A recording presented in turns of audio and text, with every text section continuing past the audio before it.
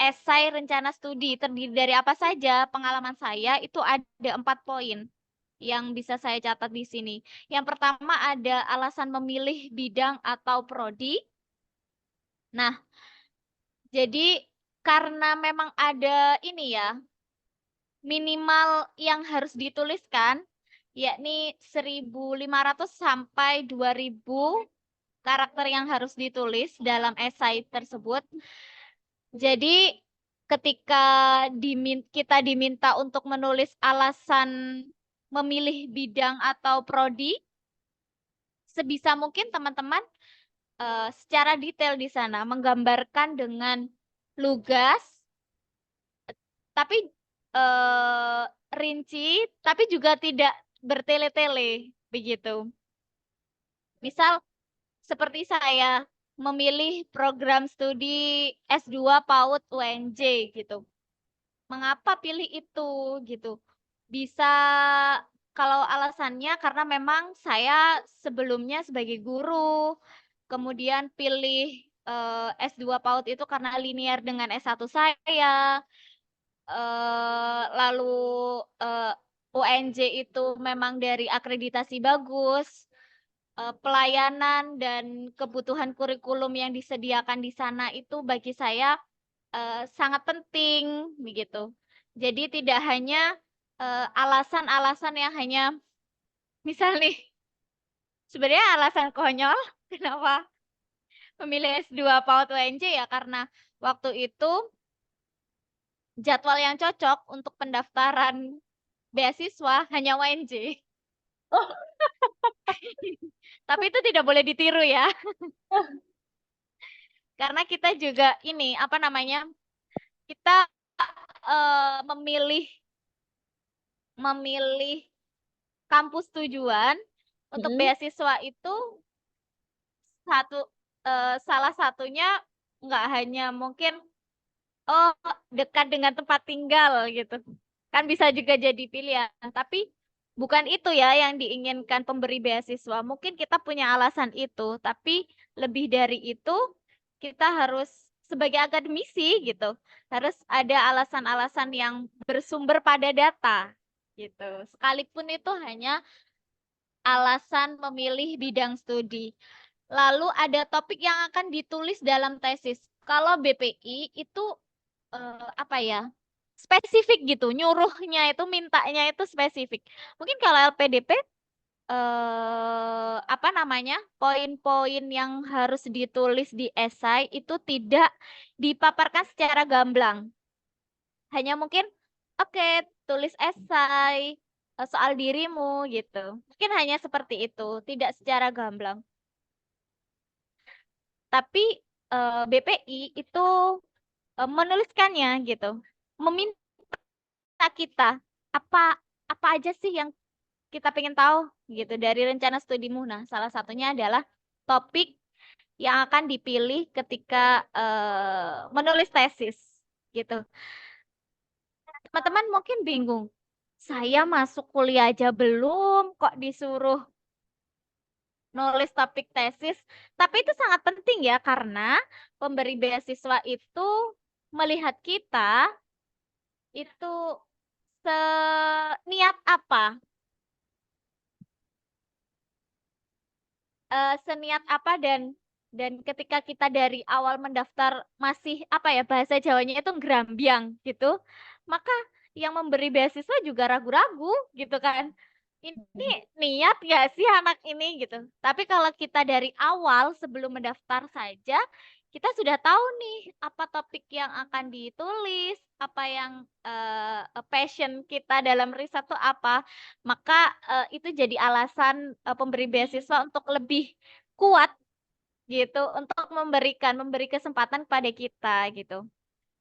Contoh saya adalah karena waktu topik S1 itu manajemen ekstrakurikuler, saya pingin ketika tesis saya nanti, saya membahas seputar itu, tapi ada objek tertentu yang saya bahas lainnya.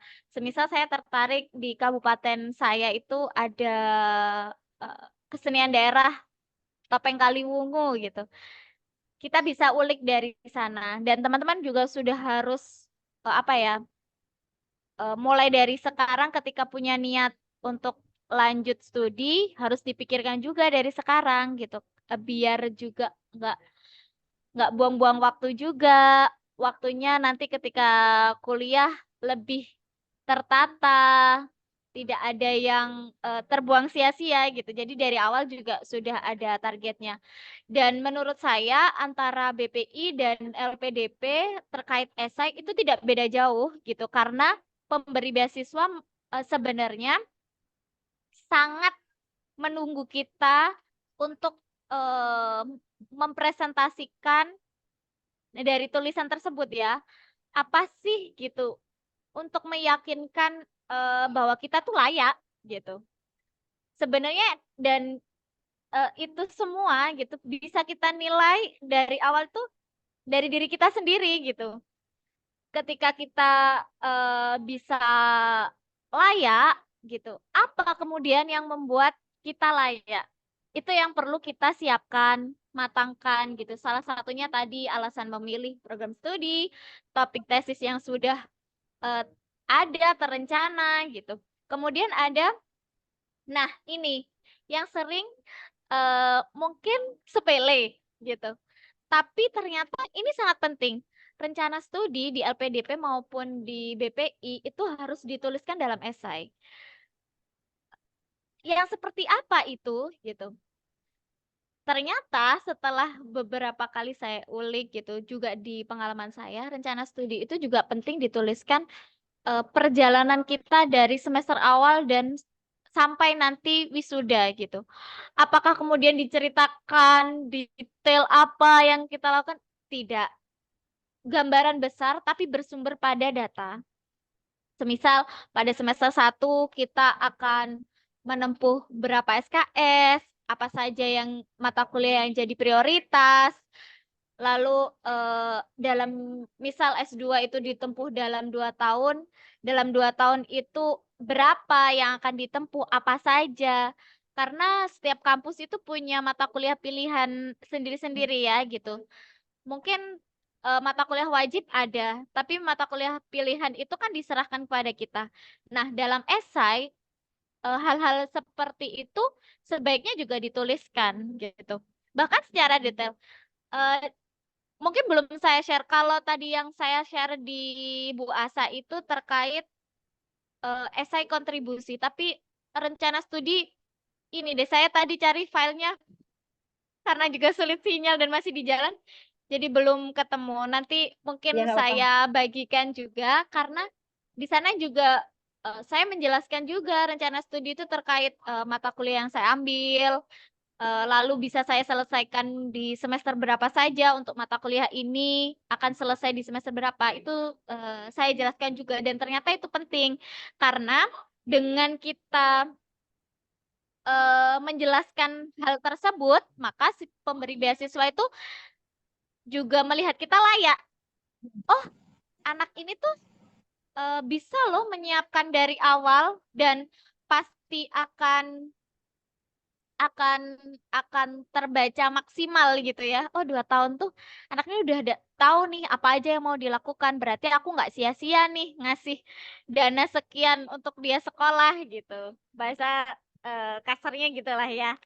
Jadi perlu banget juga teman-teman tuliskan itu dan mungkin sering miss ya karena dianggapnya kayak itu selayaknya mahasiswa S2 gitu. Pasti orang tahu gitu. Tapi sebenarnya itu sangat penting karena tidak semua reviewer, penilai eh, beasiswa itu bisa melihat kelayakan kita gitu. Kita harus menceritakan kelayakan kita sebenarnya. Dan poin yang terakhir terkait rencana studi itu ada ini juga aktivitas non akademik. Jadi itu meskipun LPDP, BPI pasti ditanyakan terkait selama kita studi itu kegiatan apa di luar akademik yang kita lakukan gitu. Dan catatannya adalah kegiatan akademik itu yang berhubungan akan lebih bagus ketika itu bisa menunjang value kita selama kita menempuh studi gitu.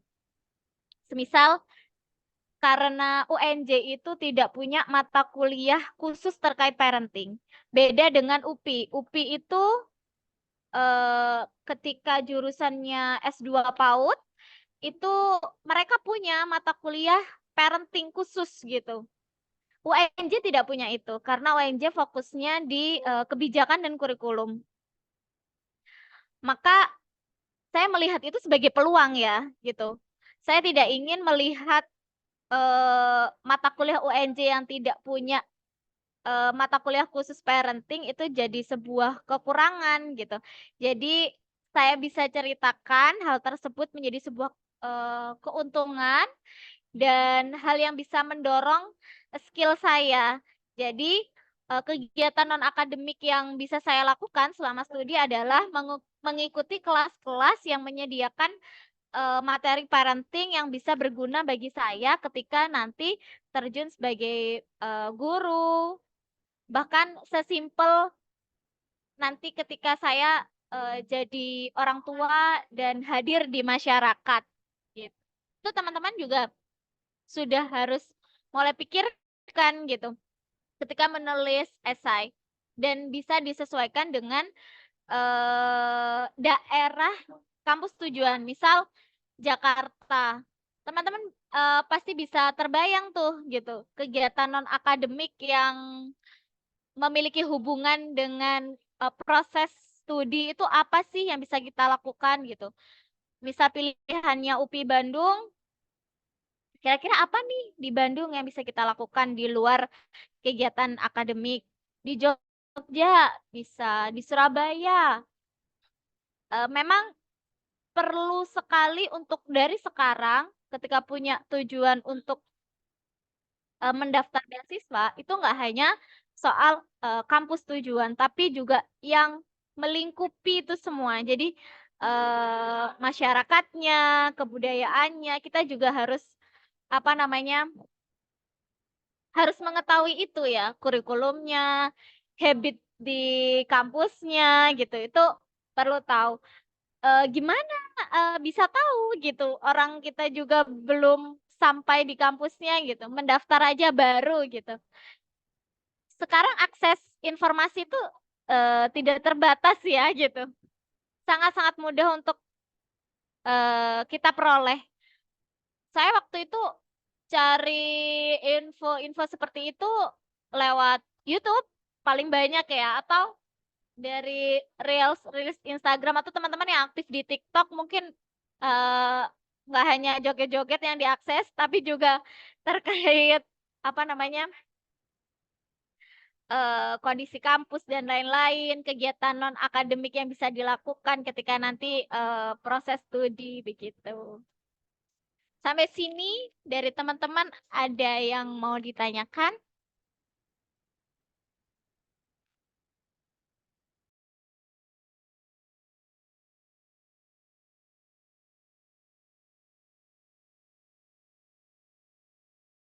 Mungkin ada yang buat, mungkin ya. Boleh Ibu ini di-share di sini. Ada dari kolom chat Ibu, saya boleh ini merespon terlebih dahulu.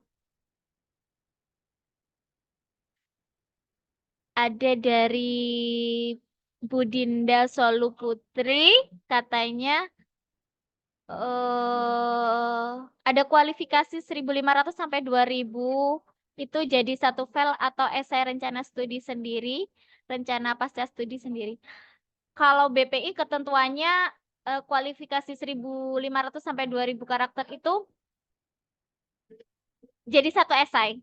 Jadi rencana studi sendiri, rencana pasca studi atau kontribusi kita sendiri. Jadi ada dua esai.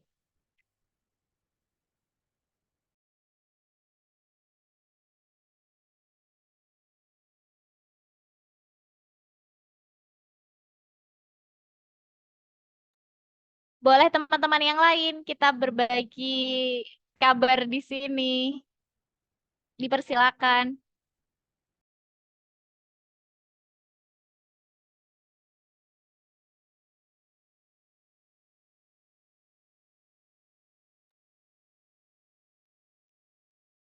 Iya, Kak Rifdah. Boleh dipersilakan. Ya, makasih Bu Festi. Tadi kan Bu Festi jelasin mengenai 1.500 sampai 2.000 kata itu dijadiin satu file. Nah, itu kan tadi buat yang BPI ya Bu ya. Kalau untuk yang LPDP itu gimana ya? Dijadiin satu atau dipisah-pisah sendiri Bu?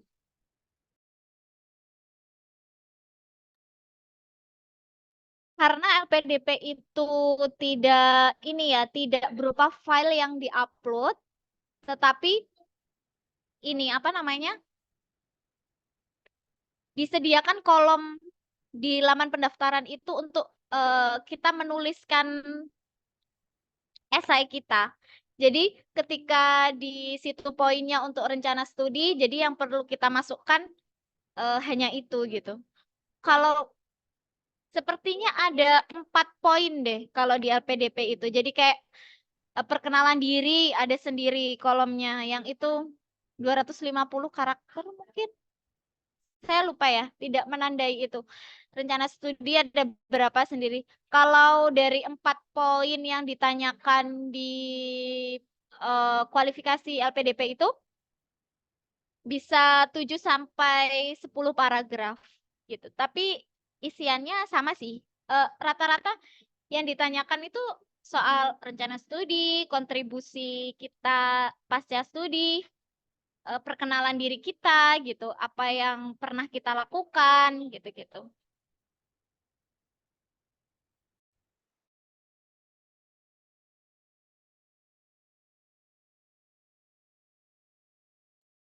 Bu Asa ini siapa tahu ada yang mau sharing atau apa. Aku izin minum. Oke, boleh, boleh, boleh. Boleh, Bu Pasti. Oke, mungkin teman-teman ada yang beberapa ngechat saya kira-kira seperti apa sih contohnya gitu kan. Oke, bentar. Saya mau ke teman-teman sebelumnya ada yang mau sharing atau masih bingung atau masih belum ada bayangan kira-kira saya itu mau nulis seperti apa ya? Atau kira-kira apakah teman-teman sudah ada yang menuliskan mungkin? Oke, saya share screen. Saya share screen ya, Bu Festi ya, sambil kita menunggu Bu Festi untuk minum terlebih dahulu ya, teman-teman. Jadi ini adalah essay ini dari Bu Festi. Jadi ini adalah komitmen kontribusi instansi asal atau negara pasca studi. Nah, jadi mungkin di sini diawali paragraf pertama Bu Festi menjelaskan bahwa siapa sih Bu Festi ini itu kan, dari daerah mana, dari kabupaten mana, provinsi mana, terus sampai letaknya pun dituliskan secara detail.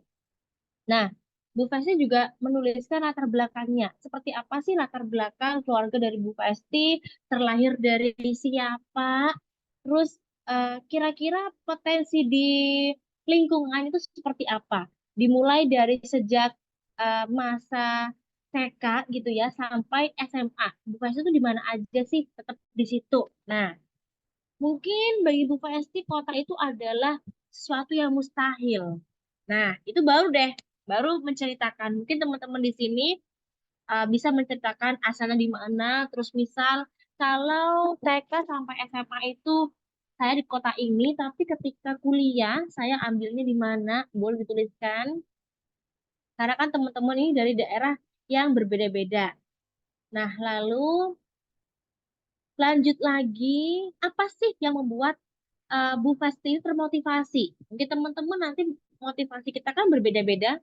Teman-teman bisa ceritakan apapun yang teman-teman rasa, oh ya, ya motivasi aku untuk kuliah itu apa? Boleh dituliskan lagi, dijelaskan lagi.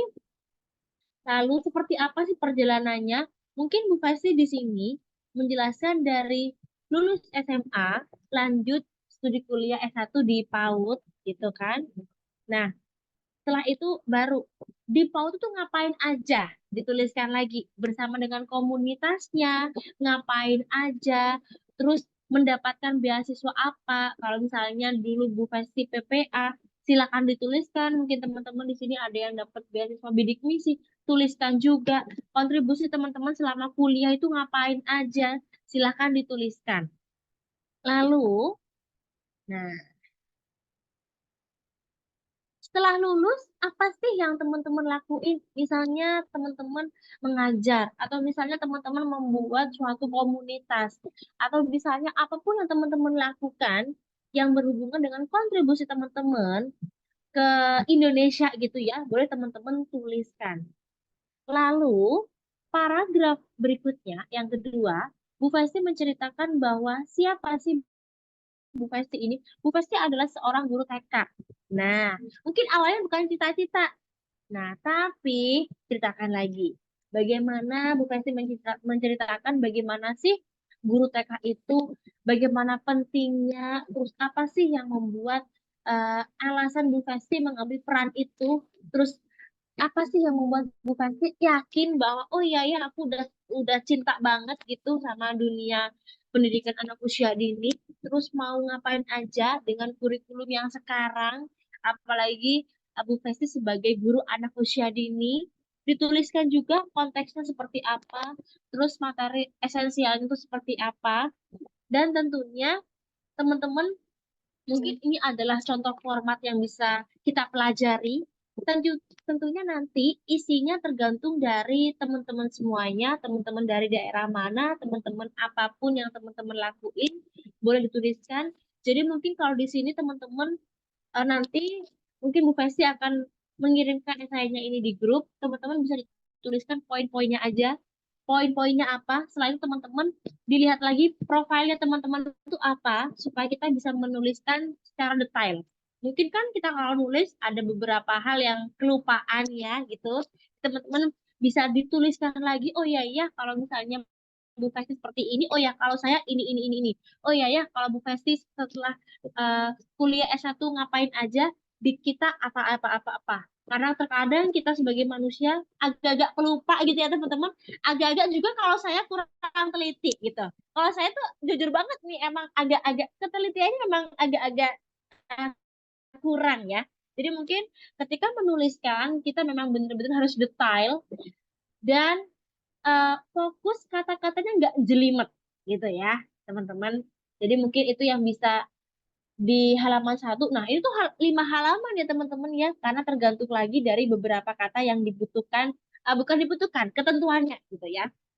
Jadi mungkin teman-teman kalau misalnya, aduh, kayaknya Asa, kayaknya aku masih beberapa halaman, nggak apa-apa.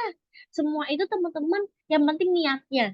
Kalau teman-teman sudah niatnya udah 100% dalam hati, walaupun hari ini 1 lembar, besoknya bisa jadi 2 lembar langsung, ya. Jadi terkadang kan kita juga harus, kalau misalnya teman-teman kayaknya aku harus jalan-jalan dulu deh, karena buntu nih gitu.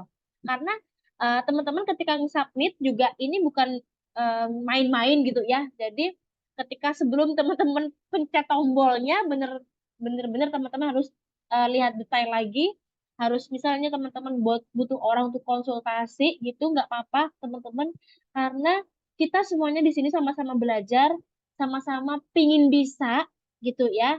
Jadi buat teman-teman jangan sampai eh, manfaatkan waktu sebaik mungkin, tanya sebanyak mungkin, karena di sini nggak ada yang nama adjustment gitu, nggak ada ya teman-teman.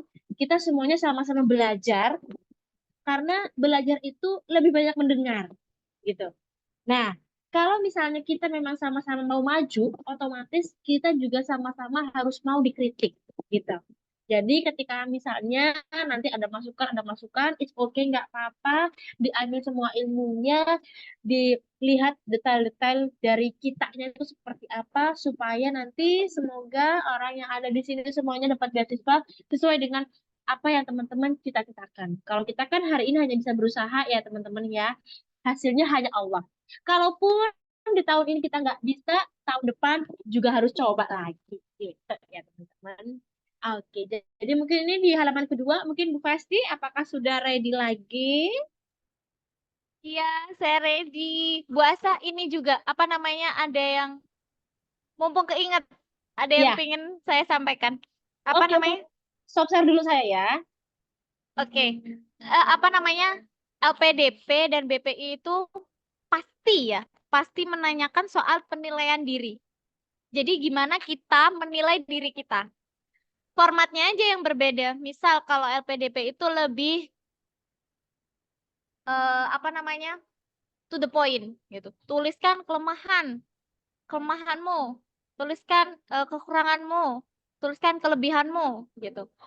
Apa yang bikin kamu tertarik gitu. Itu LPDP. Jadi teman-teman isiannya nanti tinggal ketik aja di situ, bisa dengan secara singkat gitu, satu kalimat bisa. Tidak terlalu banyak. Tapi kalau BPI menanyakan juga soal penilaian diri, tapi lebih ke dinarasikan gitu. Jadi penilaian diri, kalau yang pengalaman saya menuliskan itu menjadi sebuah esai, mungkin jadi 1 atau 2 paragraf terkait penilaian diri itu ada kekuatan saya punya apa sih gitu. Kelemahan juga, pengalaman yang membanggakan itu juga penting banget. Dan pengalaman yang kurang membanggakan juga itu juga perlu kita tahu gitu. Juga ada hal yang pernah dilakukan juga, hal yang pernah disesali. Nah, gimana sih kita mau apply beasiswa tapi disuruh nulis kelemahan, sesuatu Mm-mm. yang pernah kita sesali gitu kan. Terus pengalaman yang kurang membanggakan gitu. Itu kan ini ya membuat kita terlihat negatif gitu ya. Tapi ada triknya nih gitu. Dari setiap hal yang negatif yang muncul, yang kita anggap itu melemahkan diri kita di hadapan orang lain, kita harus tahu cara mengatasi hal tersebut. Misal nih, hal yang sangat saya sesali, yang saya ceritakan itu, saya selesai kuliah 5,5 tahun, gitu. Itu hal yang sangat-sangat saya sesali, gitu. Tapi apakah berhenti di sana? Ya enggak, kalau berhenti di situ diceritakan hanya sampai di sana, pemberi beasiswa malah langsung mencoret nama saya gitu ya. Anak ini track recordnya jelek nih gitu. Nggak Bener-bener. lulus-lulus ngapain aku biayain gitu. Tapi dari sana saya harus itu jadi pacuan gitu untuk hal tersebut malah jadi kekuatan sebenarnya bagi saya. 5,5 5,5 tahun itu pengalaman yang benar-benar saya sesali, tapi juga jadi pembelajaran bagi saya untuk tidak mengulangi hal yang sama gitu. Ternyata apa sih yang membuat 5,5 tahun itu terjadi? Itu saya ceritakan juga dan bagaimana saya mengatasinya. Kemudian pembelajaran itu bisa saya bawa ke proses studi lanjut saya gitu. Supaya saya nggak terjerumus dalam kasus yang sama apa sih gitu. Itu saya ceritakan gitu. Jadi teman-teman nggak usah khawatir gitu ketika diminta untuk menjelaskan kelemahan, sesuatu yang kurang menyenangkan di hidupnya gitu. Tapi dari sana jadikan itu apa ya? Kekuatan gitu. Hal positif yang bisa dilihat oleh LPDP maupun BPI. Mungkin itu bahasa. Oke, terima kasih Bu Festi. Jadi mungkin itu beberapa tips and trick ya teman-teman. Jadi walaupun teman-teman di sini setiap kita pasti punya kelemahan, tapi kita pasti tahu nih, oh ya kelemahanku apa, berarti untuk fight dia itu seperti apa. Mungkin kalau Bu Festi, kalau kelemahanku adalah kurang teliti misal, atau saya lupa, jadi saya harus menuliskan list-listnya gitu. Jadi teman-teman jangan lupa nanti ketika menuliskan juga harus tahu nih, oh ya kekuranganku itu apa, kelebihanku apa. Terkadang aja kita itu stuck sampai situ Bu Festi. Terkadang kita aja bingung gitu kayaknya, kayak apa iya gitu kan. Kadang kita ngerasa bahwa apa ya kelebihanku ya. Jadi kayak sulit gitu, gitu loh buat menuliskan kira-kira kita seperti apa gitu. Karena mungkin kita nggak terbiasa untuk refleksi gitu. Kalau saya gitu ya teman-teman. Jadi mungkin itu hal yang membuat kita kayak, apa ya, masih bingung gitu loh. Jadi mungkin teman-teman ketika kita bingung, oke, jangan berhenti ya. Suatu bingung itu adalah hal yang lumrah kalau kita sedang belajar. Nah, mungkin teman-teman sampai sini dulu. Teman-teman ada yang mau ditanyakan nggak? Atau ada hal yang mau didiskusikan? Mumpung kita semuanya bisa nih, gitu. Jadi jangan sampai ketika uh, kita udah menuliskan nih, udah stuck situ aja. Mumpung ada Bu Festi, teman-teman mau tanya, silakan tanya. Ada hal yang dibingungkan, silakan ditanyakan. Tadi pertanyaannya Dinda Soru udah terjawab nggak, Bu Festi? Soalnya tadi saya sempat terlempar karena laptop Iya, saya mati. sudah. Alhamdulillah sudah. Oke, alhamdulillah sudah.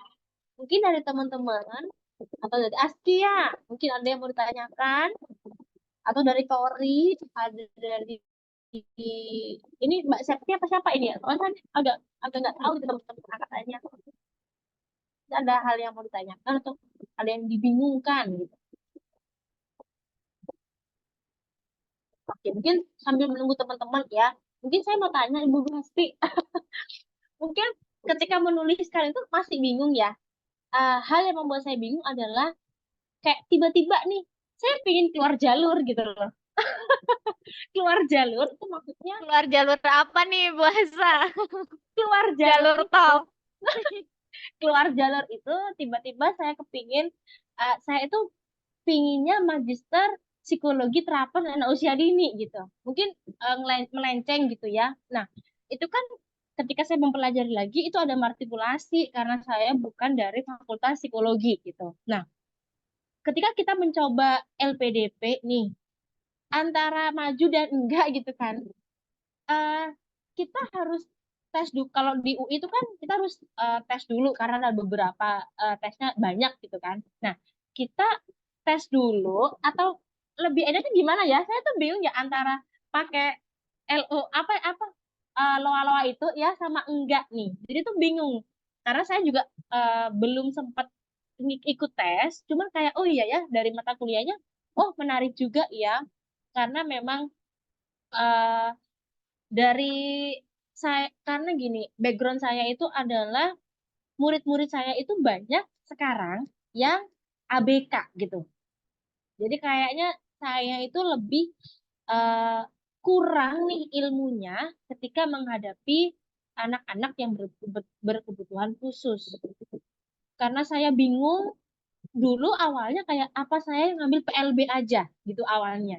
Kayak lebih, aduh kayak PLB gitu kan. Cuma kayak saya antara iya enggak ya.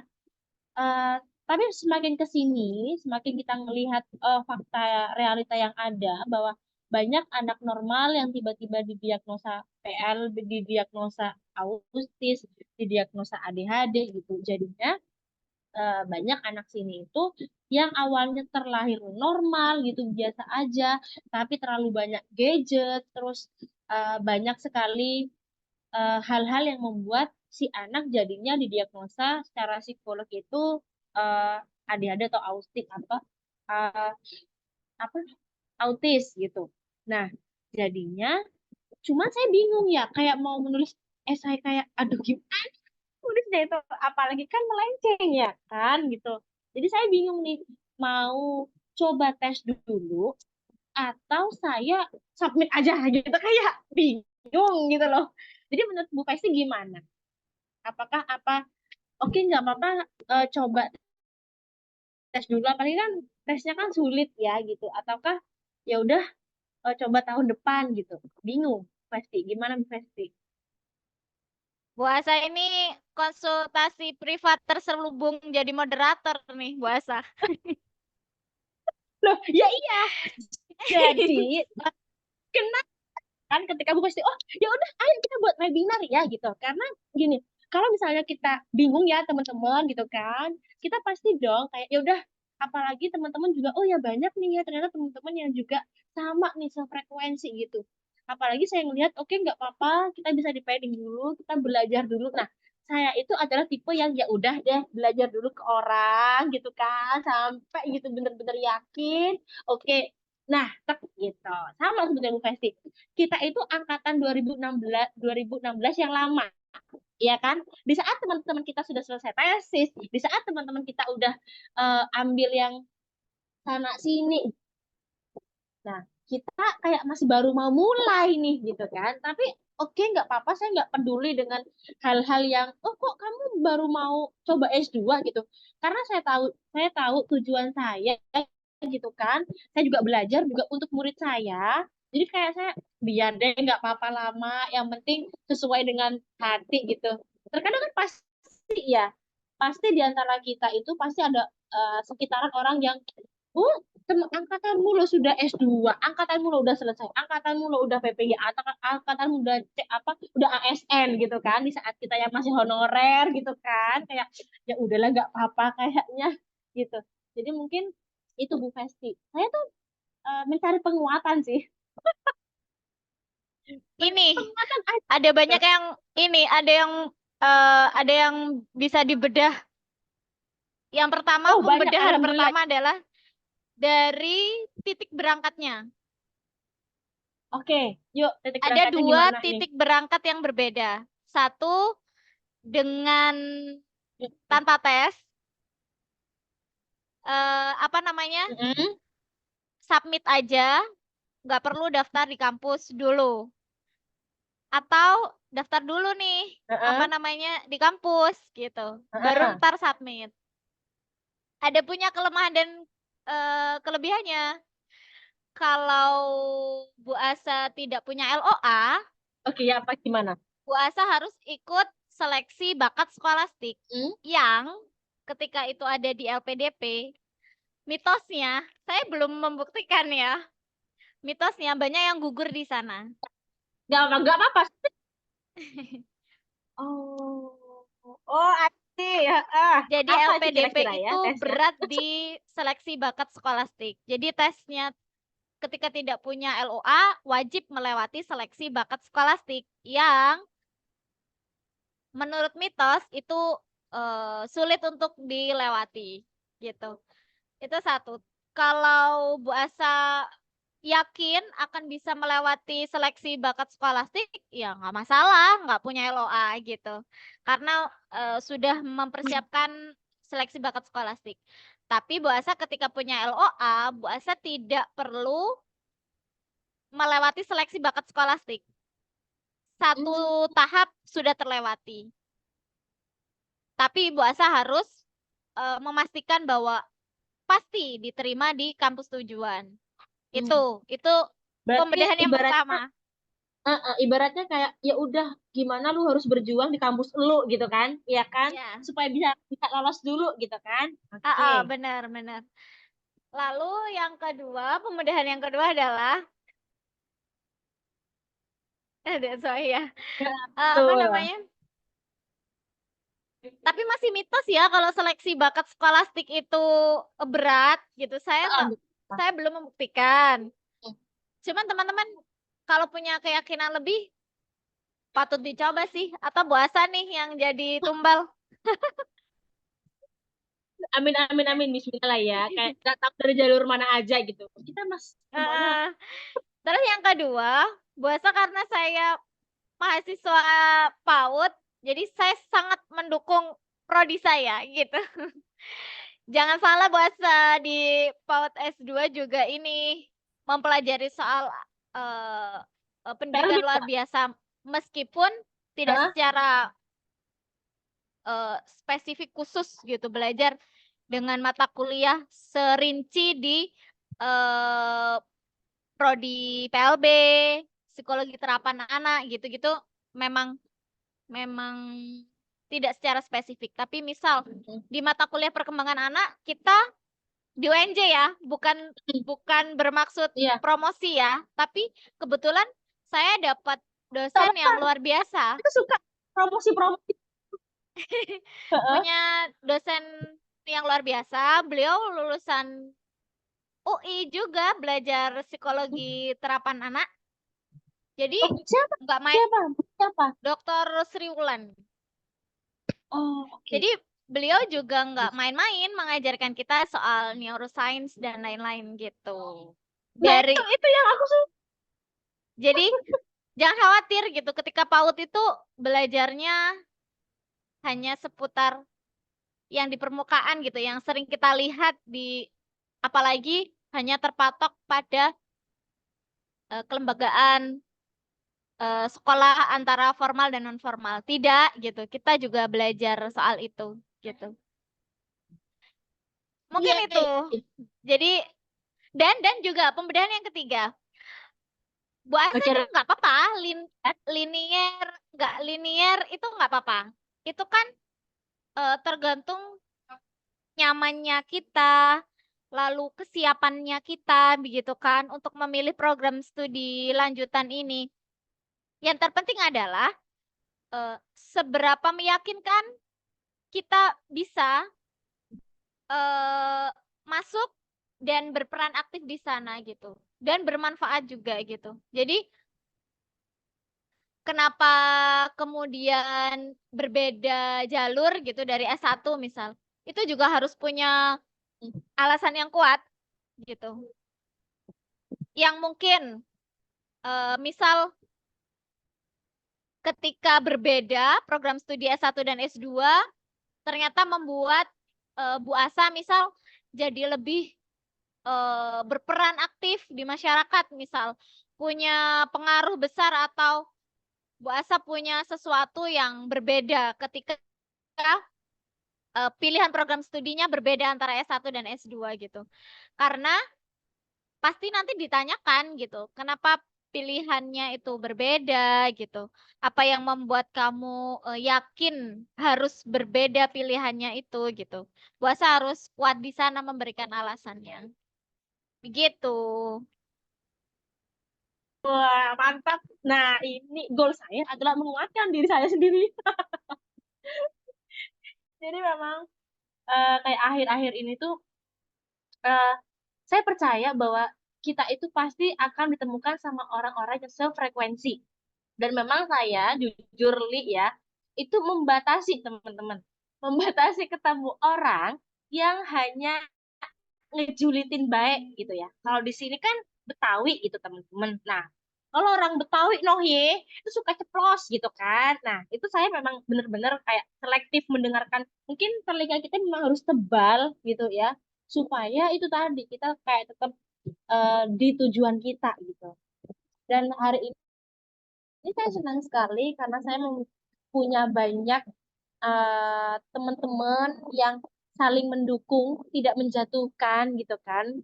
Dan saya bersyukur juga hari ini udah dikasih 3 malah ya. Kita kasih 3 referensi gitu kan. Kayak makasih banyak Bu Festi. Mungkin buat kedepannya saya akan lebih lebih ini sih kayak masih mau cari materi gitu kan. Terkadang kan kalau kita di studi S2 itu kayak kira-kira aku lebih dominan ke kampus yang mana ya? Lebih ke kampus yang mana? Ya. Ini juga sih Bu Mungkin Asa, akan mohon maaf. nyambung saya.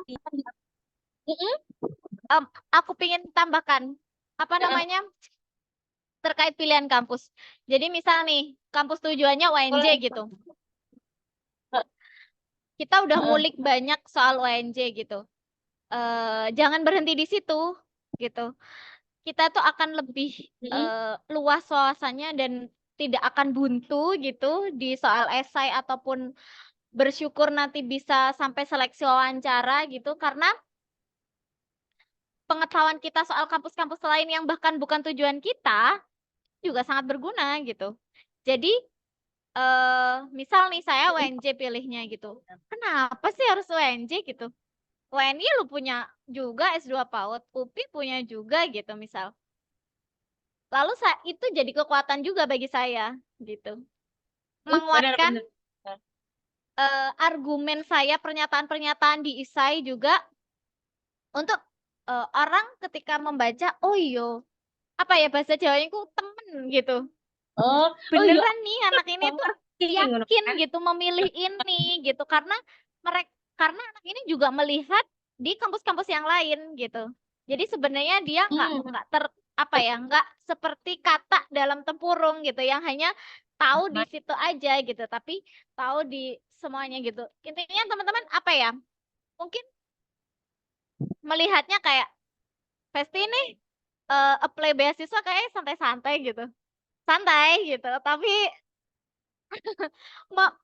meluangkan banyak waktu untuk riset untuk diri sendiri ya gitu. Supaya jadi bahan esai juga. Terus karena saya terlalu percaya diri ya kalau seleksi administrasi saya itu bakalan lolos. Jadi dengan keyakinan itu malah membulatkan tekad untuk saya akan sampai ke seleksi wawancara gitu. Jadi eh, harus banyak riset yang saya lakukan gitu untuk persiapan seleksi wawancara itu gitu. Karena sebenarnya nggak beda jauh antara seleksi wawancara dan seleksi administrasi gitu, bahwa apa yang sudah kita berikan di administrasi dikonfirmasi ulang di wawancara dengan penambahan-penambahan penguatan-penguatan dari reviewer yang perlu kita jelaskan lebih gitu. Begitu Bu Asa, mungkin yang lain mau sharing. Nah, yuk teman-teman, nggak apa teman-teman sharing teman-teman. Apapun yang ada di kepala teman-teman itu harus dikeluarkan memang. Nah, ayo Kak Rifda ini angkatan berapa nih? Mohon maaf saya udah lama nggak tahu, nggak hafal. Angkatan 19, Kak. Angkatan 19. Hah? Putus ya, Kak? Iya bener, angkatan berapa? Coba suaranya. 19. Oh ya Allah, mohon maaf teman-teman, telinga saya agak-agak. Oke, gimana? Gimana Kak Rifda? Kan Silahkan. aku, Apa yang di oke. kepalanya? Jelas nggak, Oh, Mbak, jelas. suaraku? Oh, jelas banget udah. Kayak Oke. mau nyanyi aja gitu.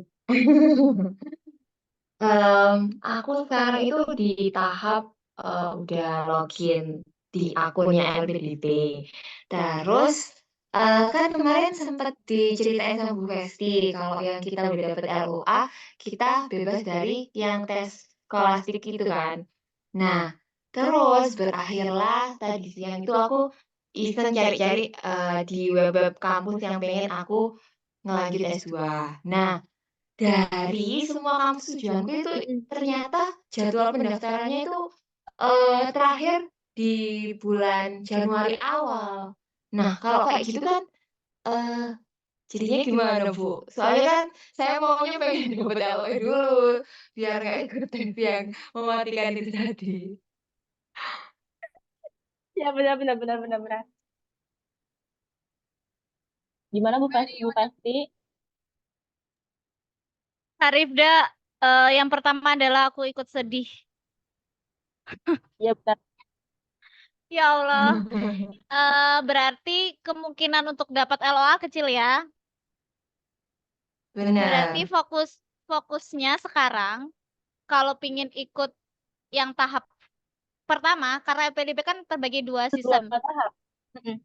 Ha, jadi kalau memang mau daftar di tahap 1 season pertama, Kak Rifda harus fokus untuk seleksi bakat skolastik. Saran saya. Karena kemungkinan dapat LOA sangat kecil. Hampir udah nggak mungkin kan? Kalau memang masih belum pas dan berencana untuk daftar di season kedua, lebih baik disiapkan dulu LOA-nya dari sekarang. Misal membreakdown jadwal kampus itu memang tricky ya teman-teman ya. Karena saya sendiri pun akhirnya memilih UAJ adalah kasusnya memalukan ini.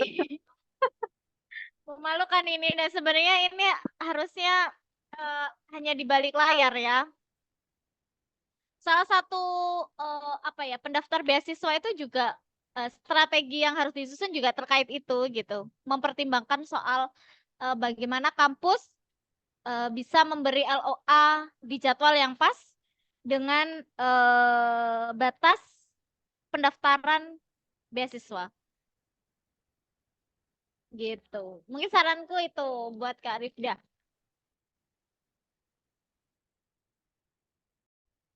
Oke, terima kasih Bu Atau Festi. mungkin kalau misalnya Kak Arif udah mau nextnya atau next year gitu kan, tahun depan juga nggak apa-apa. Yang penting bener-bener dimantap awal gini kan kayak mungkin ada tergupuh-gupuh iya gitu kan. Terus antara kayak iya dan enggak gitu kan. Terus antara risetnya kita kurang gitu. Jadi mungkin kita tinggal difokuskan aja gitu. Apalagi teman-teman di sini juga sambil kerja gitu kan. Lebih difokuskan. Dan kalau misalnya eh, tahap 1 nggak bisa ya ada tahap 2 kalau teman-teman. Kalau tahap 2 nggak bisa ya ada nanti tahun depan nggak ada juga kok teman-teman. Nanti kalau nggak ini ambil pokoknya masih ada jalan menuju Roma. Ada pintunya tuh banyak ya teman-teman ya. Jadi beasiswa juga banyak. Jadi mungkin teman-teman bisa diiniin karena beasiswa tuh banyak banget. Atau teman-teman kalau mau masuk dulu gitu kan yang Bu Festi juga bisa masuk dulu ntar bayar apa cari beasiswa kalau udah keterima Hmm. juga bisa. Bu Esa nggak perlu next year. Season 2 kayaknya dibuka Juli deh. Jadi eh, teman-teman bisa ini Heeh, masih banyak cari punya. awalnya hmm, sebelum itu. Misal di bulan Mei. Biasanya seperti UNY itu Mei, April itu udah mulai ini sounding buat Buka lagi. penerimaan mahasiswa baru. Jadi teman-teman harus itu cek cek lebih rajin. Benar. Cek dan siap tempur sih dengan segala tes yang ada gitu kan.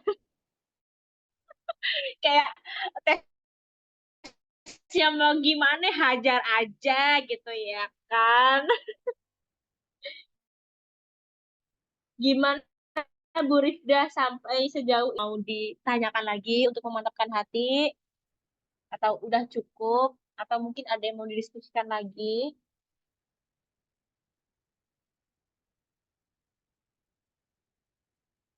Mungkin dari teman-teman ada lagi yang mau didiskusikan sebelum kita tutup? Apakah udah cukup teman-teman? Berarti nanti setelah saya itu wawancara ya, Bu Festi. Betul. Iya, Bu Asa. Waktu itu kan saya terlalu percaya diri ya bahwa saya lulus administrasi. Jadi saya bukan hanya nyiapin buat seleksi administrasi gitu, tapi saya langsung pokoknya saya harus siap nanti masuk di seleksi wawancara gitu. Jadi apa yang saya tuliskan, apa yang saya kerjakan di waktu melengkapi eh, persyaratan beasiswa itu sekaligus juga mempersiapkan apa yang nantinya bisa saya paparkan, jawab gitu ketika seleksi wawancara. Dan memang lebih baik menggunakan apa ya, gaya bahasa kita ya. Gaya bahasa kita yang jujur, tulus gitu. Jadi si reviewer juga bacanya juga lebih enak gitu karena kayak oh ini anak ini banget gitu. Sama ini juga sih. Teman-teman nggak perlu ini ya, insecure tulisanku jelek nih esainya apa segala macam gitu. Saya waktu apply beasiswa dan mengirimkan 2 esai saya untuk BPI, saya pikirannya adalah insya Allah ini jadi yang terbaik. Saya berusaha maksimal. Setelah diterima jadi awardee, saya baru bisa mengkoreksi tulisan saya bahwa tulisan saya sangat jelek. Nggak Ngapain apa-apa. dulu? Iya Ngapain dulu kan? nulisnya gini? Waktu itu benar-benar mau nulis 2 sampai 3 paragraf saja itu sampai yang ya Allah kenapa sih gitu. Kok kayaknya buntu banget, nggak nemuin apa terus kayak ditulisnya itu kayak aduh yang ada aja deh gitu. Yang di pikiran ada ditulis aja gitu. Setelah diterima kayak ngapain sih mengawali paragraf dengan kalimat yang begini gitu. Kenapa sih aku nyambungin ini dengan ini gitu. Kok kayak ini nih, aku kayaknya perlu ini. Itu wajar gitu ya teman-teman. Jadi teman-teman yang penting ini dulu deh. Usaha maksimal gitu. kita nggak pernah tidak memperdulikan itu gitu. Usaha terus, insya Allah ini menemukan jalannya sendiri kata Bu Asa tadi seperti itu.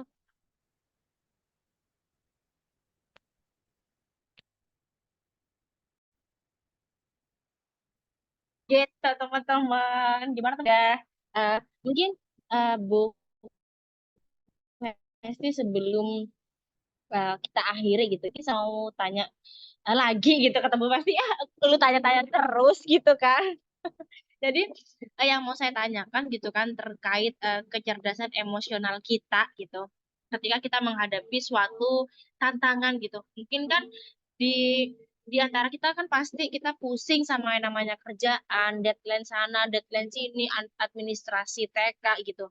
Mungkin ada tips dari Bu Festi gitu ya terkait dengan kecerdasan emosi kita, bagaimana cara kita memanage waktu mungkin, terus bagaimana kita memanage emosi, bagaimana kita rasa tangguh kita itu tetap ke tujuan kita gitu. Terkadang mungkin kita di tengah jalan kayak ya udah deh kalau tadi saya dengar Bu Fasti kayak ya udah deh 2 sampai 3 lembar gitu kan pusingnya Masya Allah gitu kan ya.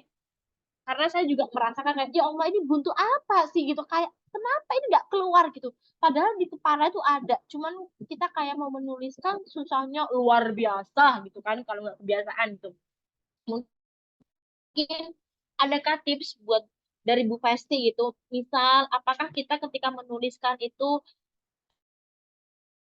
harus banyak-banyak, misal banyak-banyak terkait supaya nggak terlalu kata-katanya nggak terlalu menjelimetkan gitu. Terkadang kita itu nulis, saya rasa kayak nggak jelimet, tapi kok ketika dibaca ulang kok jelimet sih gitu. Mungkin uh, seperti apa Bu Festi? Ini lengkap banget ya Bu Asa kalau ngasih tantangan ke aku.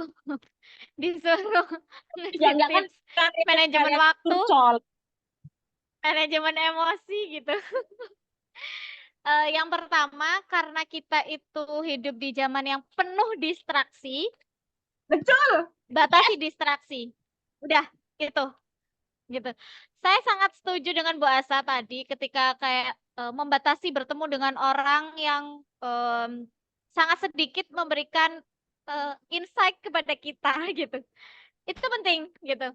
Karena itu juga salah satu distraksi. Bukan hanya pertemuan di tatap muka ya, tapi juga intensitas di dunia digital gitu. Itu deh yang perlu dipikirin juga kayak dibatasi, nggak harus menghilangkan semua gitu, enggak. Tapi bener-bener ini aja sih kita yang tahu gitu ya kan, apa yang sekiranya mendistrak kita untuk jadi makin takut, khawatir atau insecure gitu, itu dihindari dulu gitu. Sama juga bangun lingkungan baru yang lebih sehat. Dalam artian apa? Teman yang membangun gitu. Kita belajar dari yang lebih berpengalaman gitu. Jangan takut dianggap SKSD gitu. Sok kenal, sok dekat gitu.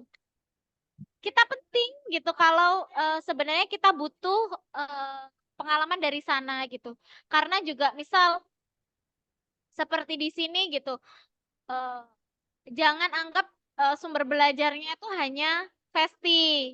Jangan gitu. Teman-teman bisa cari sumber belajar di banyak platform, terus juga mulai katakanlah SKSD gitu dengan awardee yang sebelumnya yang bahkan dari luar kampus boleh saja gitu. Karena jalan-jalan yang seperti itu, model-model yang demikian juga saya lakukan gitu. Karena kadang eh, tidak cukup gitu. Kita hanya belajar melalui satu pengalaman orang lain atau pengalaman diri kita, tapi juga harus mengumpulkan banyak dari perspektif orang lain gitu. Sama juga eh, kenapa sih kita perlu suka membaca gitu? Sebenarnya lebih ke itu nggak wajib ya, hanya saja ya kayak kita PDKT-an aja sih gitu. Kalau pengetahuan kita itu minim, kalau kita ngobrol sama cowok kita tuh kayak yang itu mulu gitu topiknya. Tapi kalau kita lebih banyak yang kita ketahui, lebih banyak yang kita baca gitu, itu akan lebih variatif, lebih menarik. Sama gitu. Anggaplah beasiswa entah LPDP atau BPI ini sebagai gebetan kita gitu. Jadi kita perlu effort sebenarnya untuk mengenal dia, membuat dia menarik gitu, tertarik gitu. Itu sih. Sama juga kalau terkait manajemen waktu, coba ini beri durasi dan mulai targetkan.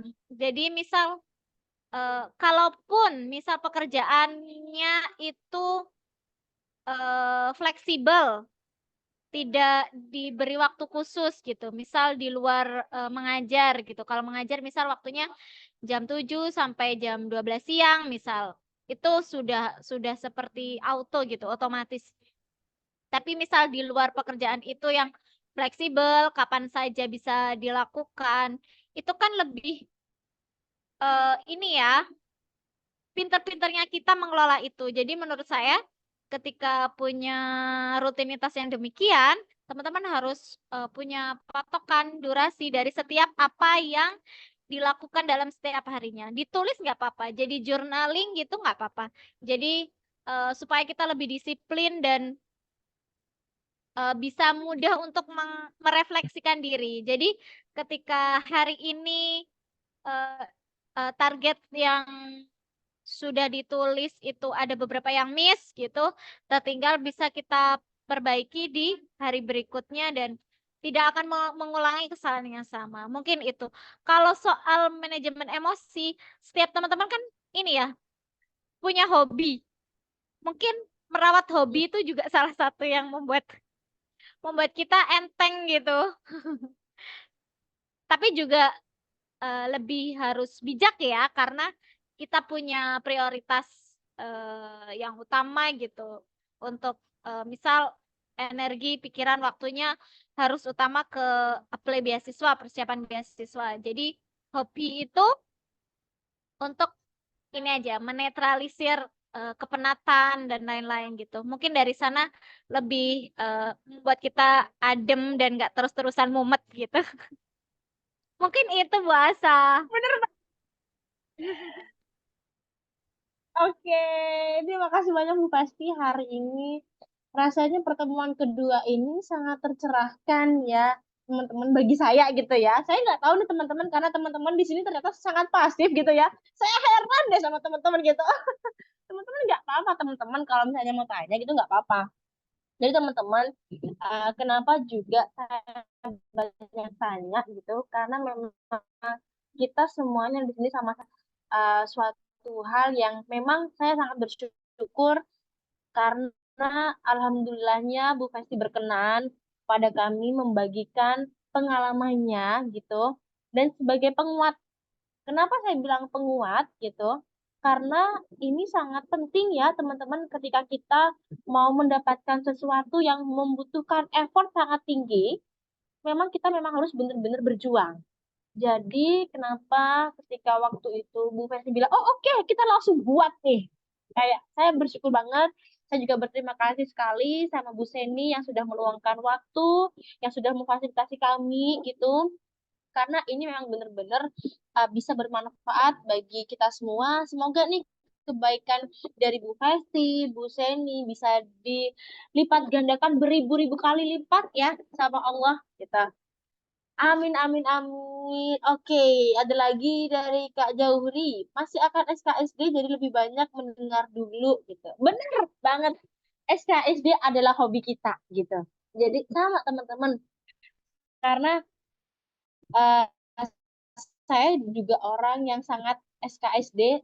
Mengingat saya di sini entah berantah nggak tahu ada siapa gitu kan. Jadi saya wajib ya teman-teman. Tapi kita juga harus tahu batasan dan harus tahu kira-kira lingkungan itu seperti apa gitu. Kayak misal kita di daerah mana, kita mau SKSD harus, itu memang harus.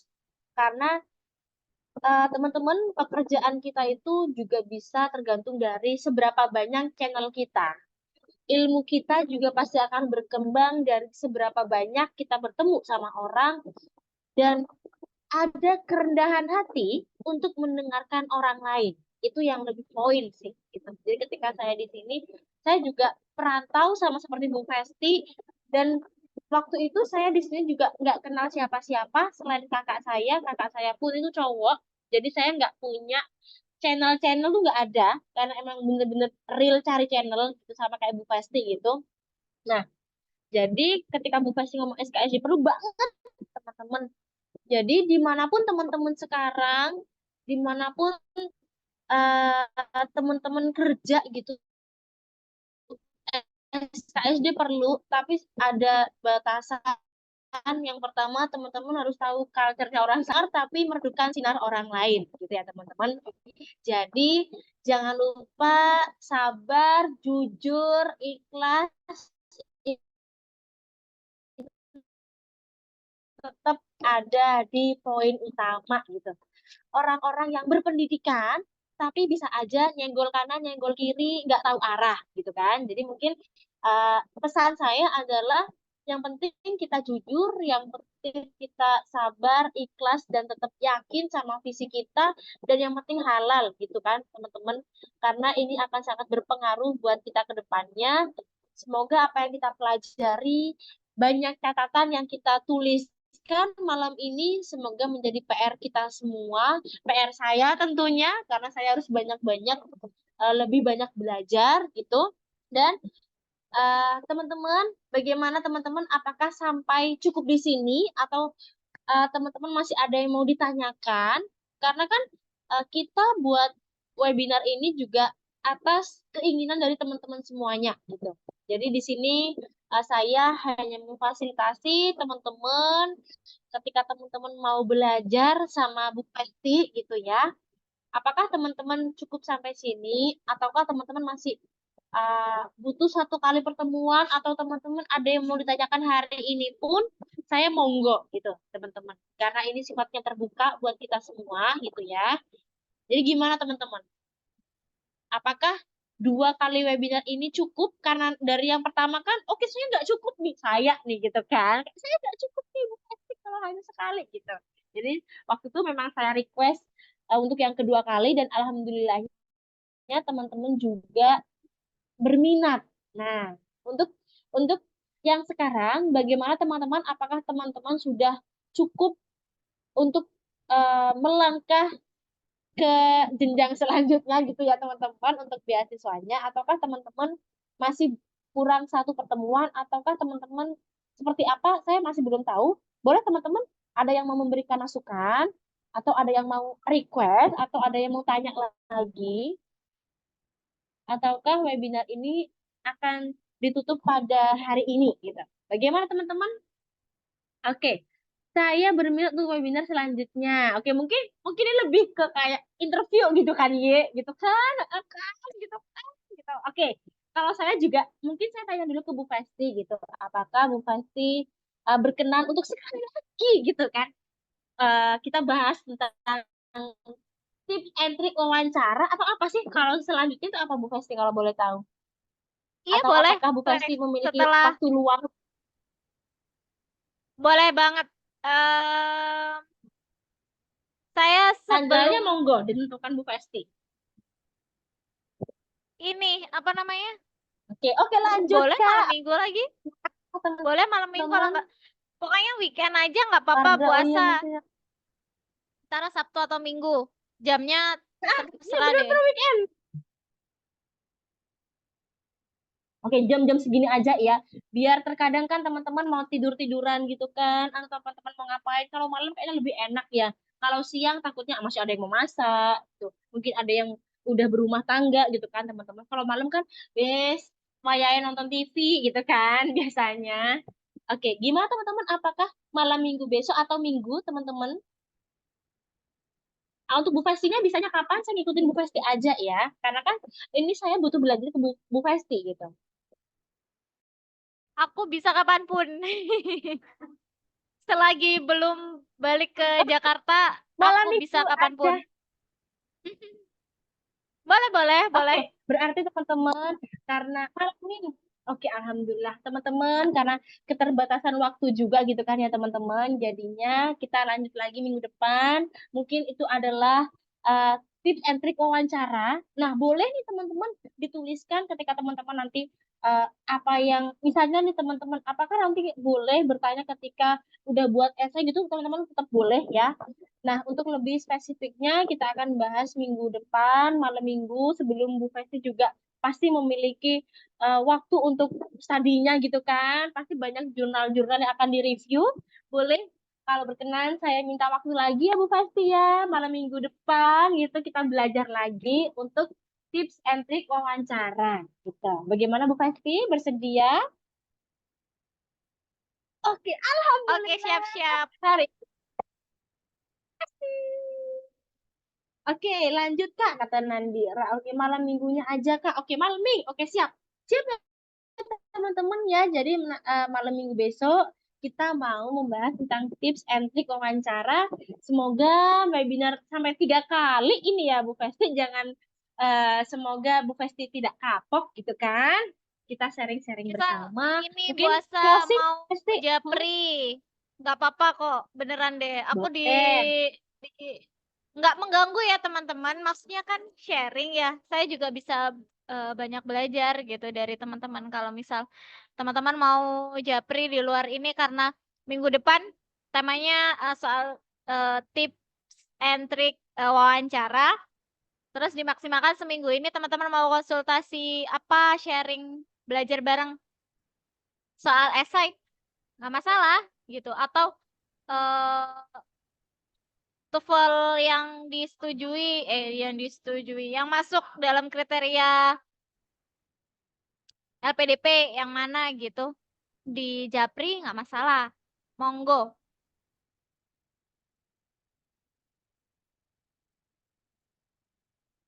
Teman mau japri boleh ya teman-teman, atau teman-teman masih kesulitan, ataukah teman-teman misalnya nih, oh iya Kak saya masih semester segini, kira-kira apa sih yang perlu saya siapkan sedini mungkin gitu, nggak apa-apa teman-teman ya, karena kita di sini lihatnya adalah belajar bersama. Semoga apa yang kita pelajari hari ini bisa bermanfaat bagi kita semuanya. Minggu depan kita ketemu lagi. Saya mau tanya kepada Ibu Seni, apakah Ibu Seni berkenan memfasilitasi kami? Aduh teman-teman, udah 8:30 ya teman-teman. Oke, jadi seperti itu teman-teman.